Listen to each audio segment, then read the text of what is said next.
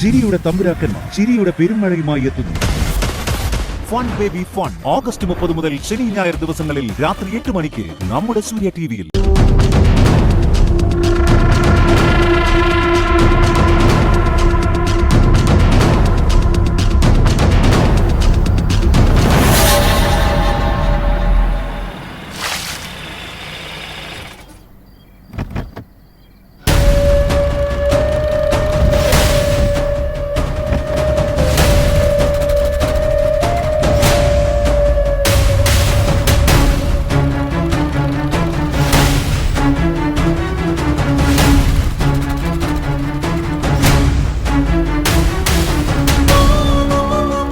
എന്തിനാ എവിടെ കൊണ്ട് ഈ വീട്ടിലോട്ട് കയറി വരുന്നേ?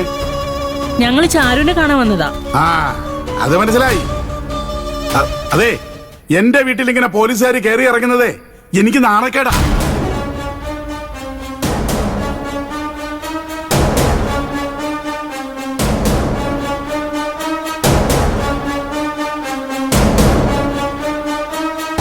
മിസ്റ്റർ ശാന്തപ്പൻ, ഇത് പോലീസുകാര് വന്നിട്ടില്ലാത്ത വീടൊന്നുമല്ലല്ലോ.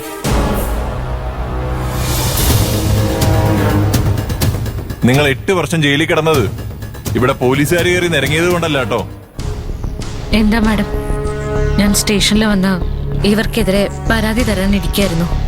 അത് ചാരുവിന് ഇനിയാവാം.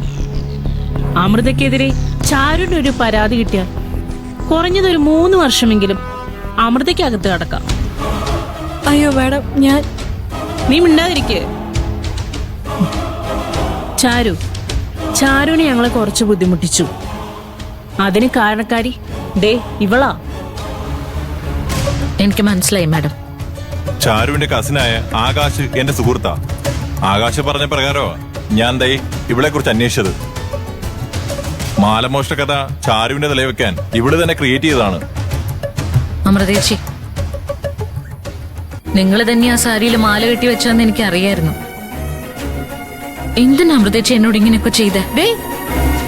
നീ എന്തിനാണ് ഞങ്ങളുടെ കൊച്ചിനോട് അങ്ങനെ ചെയ്തത്?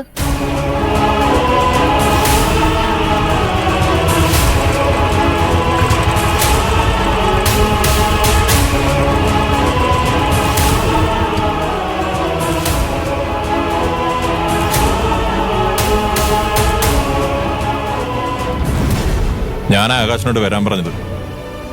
ആകാശിന് അമൃതയോടുള്ള സംശയമാണ് ഇവളുടെ കള്ളക്കളി പൊളിച്ചത്.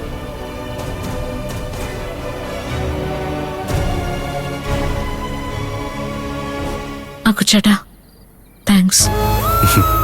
താങ്ക്സ് എന്നോടല്ല, ഹാഷിമിനോടും പിന്നെ അനിതാ മേഡത്തിനോടും വേണം പറയാൻ.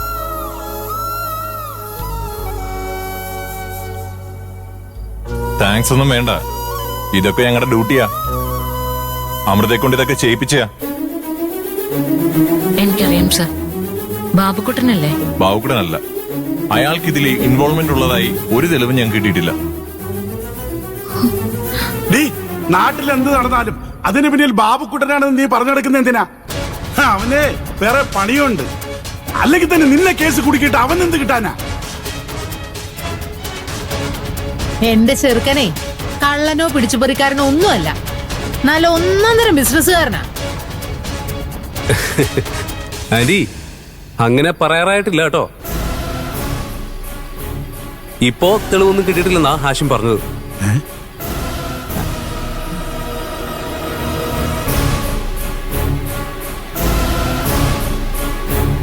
പിന്നെ ആരാ സർ ഇവരെ കൊണ്ടിത് ചെയ്യിച്ചത്?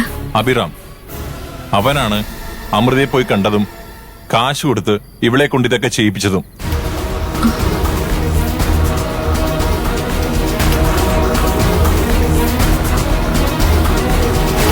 അത് ആരെയാ അഭിറാം?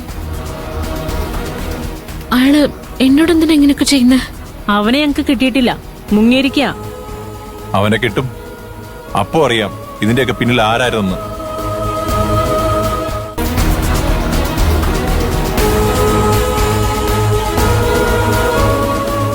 എനിക്ക് പരിചയമില്ലാത്ത ഒരാള് ഇത്രയും പൈസ കൊടുത്ത് ഇങ്ങനെയൊക്കെ ചെയ്യിക്കണമെങ്കില് അതാരാണെന്ന് എനിക്കറിയണം.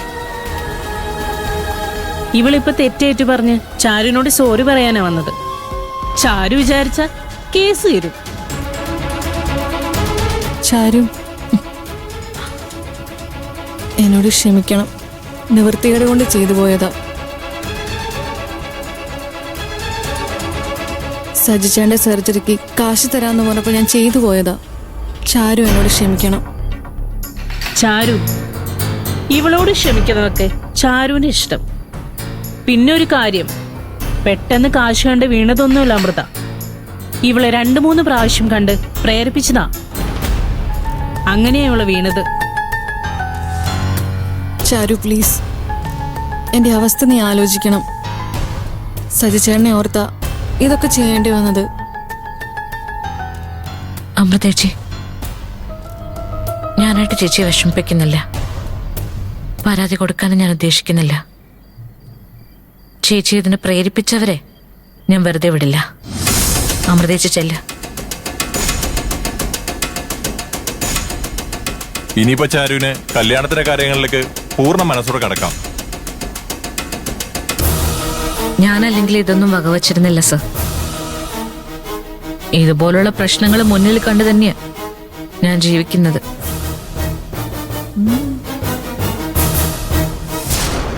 ചേച്ചി, കല്യാണത്തിന് വരണം കേട്ടോ. ഞങ്ങളെ വിളിക്കുന്നില്ല ചാരു? അയ്യോ, നിങ്ങള് എല്ലാവരും ഫാമിലിയായിട്ട് തന്നെ വരണം. ഞാൻ വരുന്നുണ്ട് വിളിക്കാൻ. അതൊന്നും വേണ്ട ചാരു, ഞങ്ങൾ എത്തിക്കോളാം. അപ്പൊ ശരി, ഞങ്ങൾ ഇറങ്ങട്ടെ. ശരി അപ്പൊ. ശരി. എന്നാ ശരി. കൗതി, ഞാൻ ഇറങ്ങുക. അച്ഛനവിടെ കാത്തിരിക്കും. അമൃത വന്ന് ക്ഷമ ചോദിച്ച കാര്യം അറിയുമ്പോ അച്ഛന് വലിയ സന്തോഷവും. ശരിയാ കൊച്ചേട്ടാ. ശാന്തമ്മ മാമ, ആന്റി, സന്തോഷമായല്ലോ? ഉം.